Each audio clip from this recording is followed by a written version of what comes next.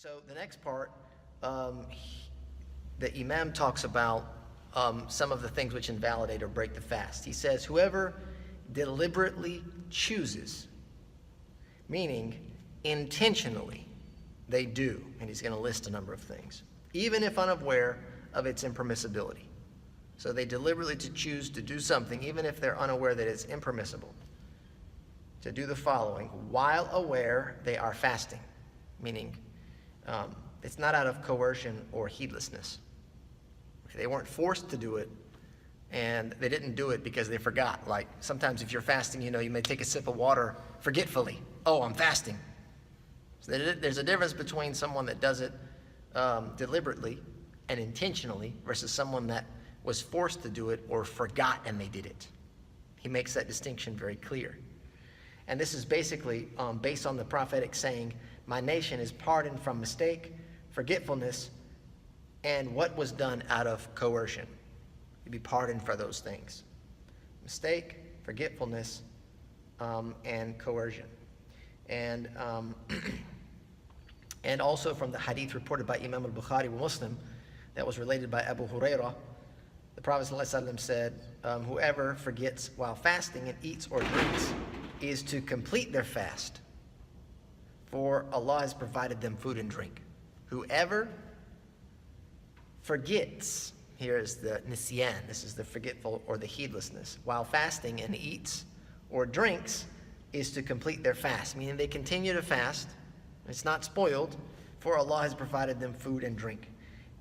Will invalidate their fast the following things. So again, deliberately chooses with an intention, is not coerced, and is not heedless. If they do the following things, they will invalidate their fast. Eat, drink, obviously. Snuff, and that's to inhale something into the nose. Be it a lipid, like some type of oil or some fatty substance, or something else which reaches the throat or is delivered to the brain. So if you're using inhalers or nasal sprays, if that nasal spray or inhaler, which is done nasally, goes into the back of the throat, meaning you can taste the medicine or whatever it is that you're using, or it's delivered to the brain, and that can happen. It can pass through to the brain, then the fast is invalidated. Inserts a suppository. That's typically done for medicinal purposes. Or apply eyeliner, which is known to reach the throat, such as kuhl, as we've discussed in the past, is a medicinal type of eyeliner the Prophet ﷺ used to apply, especially at night, including other like cosmetic eyeliners, aloe, eye drops, fine powders, etc. Even if it's considered something unusual that's applied to the eye, which reaches the throat, and this occurs through the tear duct. All of these things are connected, ears, throat, and nose. Right? They all have some type of connection. But if you apply some types of drops into the eye, they can make their way through the ear duct, or some very fine powders can be carried with the tear through to the tear duct into and ingested, just like it can through the nose. Insert anything inside themselves from any location. If you insert anything, that's unrestricted, unequivocal, doesn't matter what it is. Even if it's something that's inserted and then removed, if it's a liquid or a solid, or if something's inserted, it will break the fast in any location, any orifice of the body, or if there's something that's inserted, like intravenously, like you have an IV, or there's some type of surgical procedure in order to insert something, something's inserted into the body, this will break the fast. Besides the urethra, which would go into the bladder, and he'll talk about that later. He says, induce vomiting. The Prophet ﷺ said, whoever induces vomiting must make it up. This is when you basically press the eject button and something comes out. Vomiting unintentionally, like a natural response to something, the body just expels something out of the stomach without you manually inducing it, does not break the fast. But if you were to induce vomiting in whatever means that is, then this will break the fast if you actually vomit. It's reported by Imam al-Tirmidhi. The next one is masturbation or committing outer course. Outer course is what we would call foreplay. It includes kissing and or petting, which stimulates ejaculation of orgasmic or pre-orgasmic fluid. After that is glancing repeatedly, which stimulates ejaculation of orgasmic fluid, but not pre-orgasmic fluid. So we're talking about the difference between mani and medhi. Mani being the orgasmic fluid. Us men are familiar with that. And medhi is the pre-orgasmic fluid, which is typically clear. Right? So any type of physical stimulation, so to summarize that, any type of physical stimulation, whether that be self-stimulation or stimulated by your partner, then if it produces orgasmic fluid or pre-orgasmic fluid, your fast is broken. If it's visual stimulation, and this is done through repeated glancing or continuously looking at something, which would cause you to, have these desirous feelings, if it produces orgasmic fluid, like the main course, if you will. If it happens visually, so what you need to understand is if it's a visual stimulation and medhi, which is pre-orgasmic fluid, is produced, it doesn't break the fast. But the orgasmic fluid, meaning you, through visual stimulation, reach a climax, then you have broken your fast. He says, or perform cupping, hijama, which is a type of practice of bloodletting for medicinal reasons, either performing it or having it done, meaning you're the one that's doing it, operating it, or you're having it done to you, and it draws blood out, then this breaks the fast. And this was based on the saying of the Prophet ﷺ, performs cupping or has it done, which draws blood, as reported by Ahmad and Imam al-Tirmidhi. If you get that.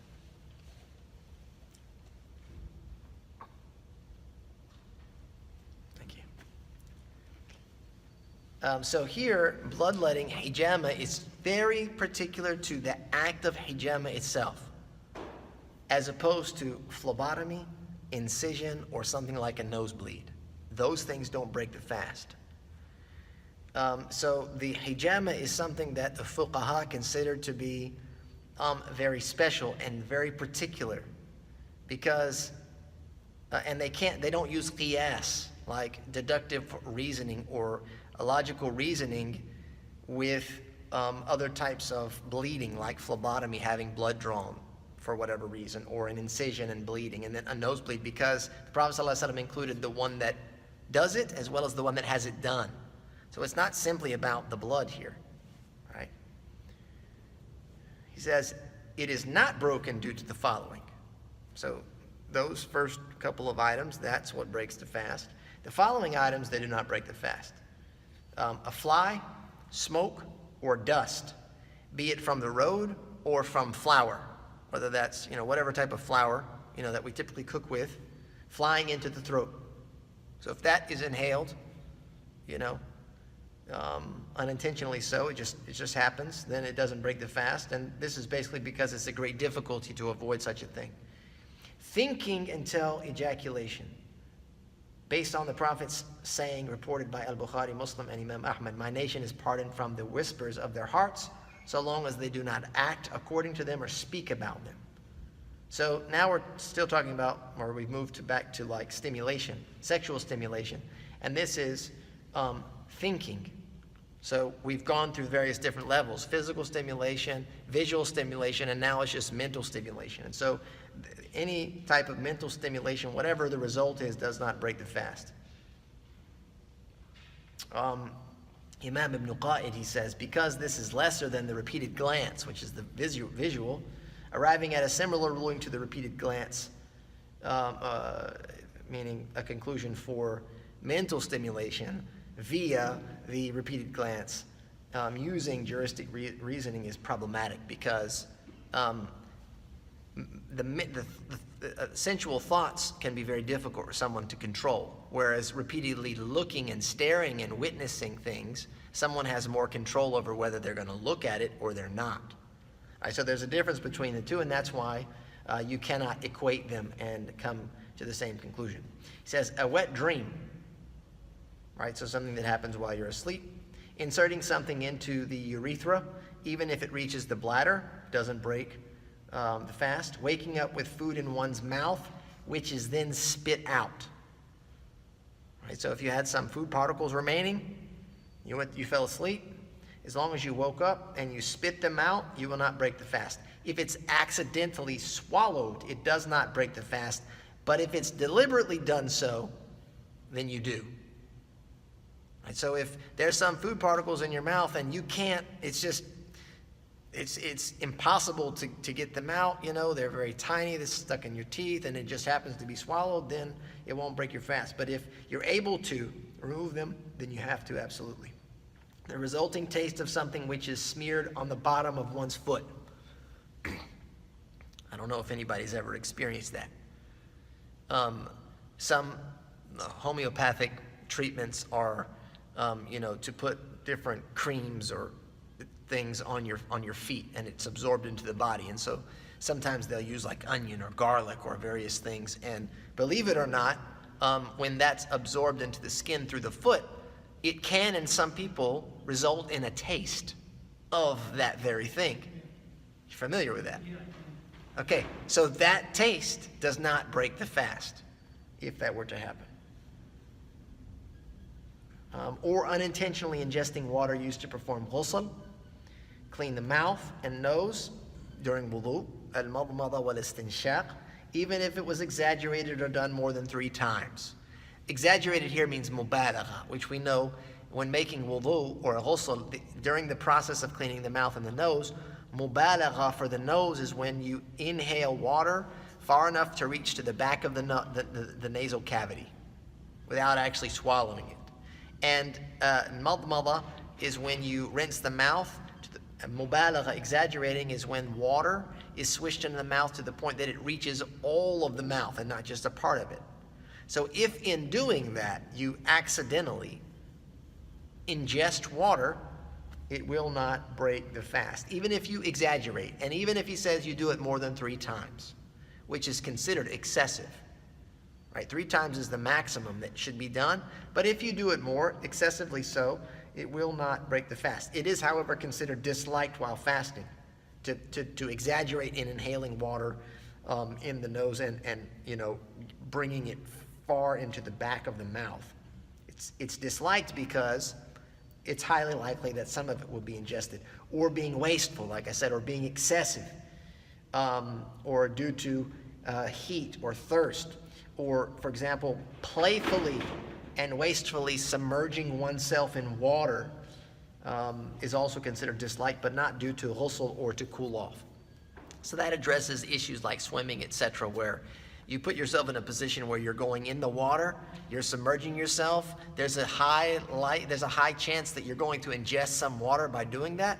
It's considered makruh. It's not haram, you can do it, but you are opening yourself up or putting yourself in a potential situation where you can ingest water, and for that reason it's considered disliked. The fast is valid of one who eats, etc., including drinking and intercourse while uncertain of sunrise. You have to pay attention to this point. While they are uncertain of sunrise, as its rising was not made apparent. If it's not made apparent to you, like meaning you're uncertain, now it's very difficult today because we have time charts and we have alarm clocks, etc. But in the event that that was not available to you, and you were unable to distinguish between night and day, you were uncertain that the day had started, the ruling here is that it's night until proven otherwise. the ruling is the standard ruling is that the night remains until it's proven day, without a shadow of a doubt. Okay, so long as it has not been made clear to you that it was actually daylight while you were eating, your fast is still valid. But if you come into knowledge that that actually was day and I was eating during the day, then you have to make it up. The same is not true for sunset.